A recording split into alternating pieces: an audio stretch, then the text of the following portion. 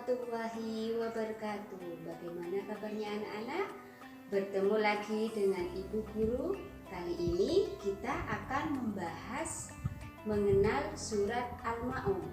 Bagaimana surat Al-Ma'un bunyinya dan apa kandungannya? Mari kita simak penjelasan berikut ini. Anak-anak, surat Al-Ma'un adalah surat yang ke-107 dalam Al-Quran. Surat ini terdiri dari 7 ayat. Dan surat Al-Ma'un termasuk surat Makkiyah karena surat Al-Ma'un turun sebelum Nabi Muhammad hijrah ke Madinah. Dan Al-Ma'un sendiri artinya yaitu bantuan penting atau hal-hal yang berguna. Oke anak-anak, berikutnya adalah lafal surat Al-Ma'un. Tentunya kalian sudah tahu ya dan hafal ya surat Al-Ma'un. Jika kalian belum hafal, mari simak lafal surat Al-Ma'un berikut ini.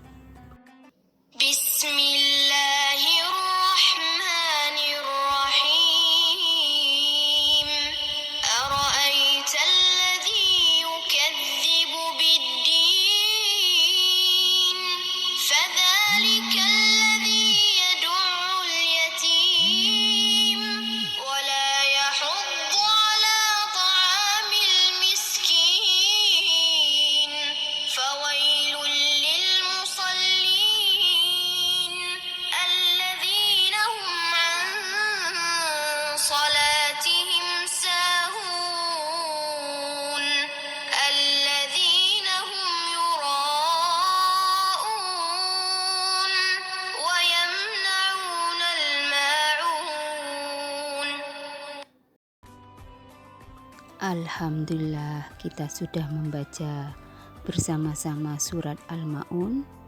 Artinya yaitu ayat pertama, tahukah kamu orang yang mendustakan agama? Ayat kedua, maka itulah orang yang menghardik anak yatim. Ayat ketiga, dan tidak mendorong memberi makan orang miskin. Ayat keempat, maka celakalah orang yang salat. Yang kelima, yaitu orang-orang yang lalai terhadap sholatnya. Ayat keenam, yang berbuat riya. Ayat ketujuh, dan enggan memberi bantuan.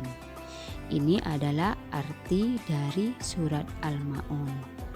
Untuk berikutnya anak-anak, kita akan membahas kandungan dari surat Al-Ma'un. Oke anak-anak, sekarang kita akan mencoba memahami kandungan dari surat Al-Ma'un. Ya. Hal berguna yang ada di dalam surat Al-Ma'un, misalnya setiap muslim wajib menyantuni anak yatim dan orang fakir miskin.